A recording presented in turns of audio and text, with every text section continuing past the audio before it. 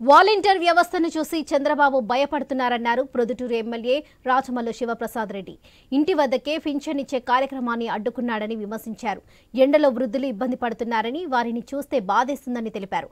ప్రతిపక్షాల ఆరోపణలతో వాలంటీర్లు స్వచ్ఛందంగా రాజీనామా చేశారని, వైసీపీ అధికారంలోకి రాగానే జూన్ 4న వాలంటీర్ వ్యవస్థపై జగన్ తొలి సంతకం పెడతారని అన్నారు.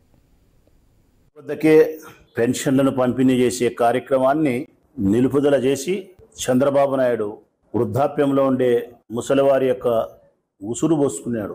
వారి కోపానికి, వారి బాధకు గురి కాక తప్పదాయన. కారణం, గడిచిన 4 సంవత్సరాలుగా ఎంతో నిమ్మలంగా ఉన్నారు ముసలోళ్ళు. ఇదంతా 66 లక్షల మంది పెన్షన్దారులను బాధ పెట్టిన వైనం. ఆ మనసులో జాలి లేదు, కరుణ లేదు. ఈ ఊళ్ళో వరదరాజిరెడ్డికి, అమరావతిలో చంద్రబాబు నాయుడుకు, వీరిద్దరి హృదయాలలో జాలి, కరుణ, దయ అనేది లేఖవంతైనా లేదు. మా పార్టీ అధినాయకునిగా ఆయన్ను అభ్యర్థిస్తానా కూడా, నా వ్యక్తిగతంగా అయితే 5,000 రూపాయలు పెన్షన్ చేయాలని అయితే నేను మనస్ఫూర్తిగా కోరుకుంటా ఉన్నా. వాలంటరీ వ్యవస్థ ద్వారా పెన్షన్ పంపిణీ చేస్తే వాళ్ళందరూ మాకు ఓటేస్తారని చెప్పి, వాలంటీర్లు చెప్తే మాకు ఓటేస్తారని చెప్పి గడగడా వణికే పరిస్థితికి వచ్చినాడు.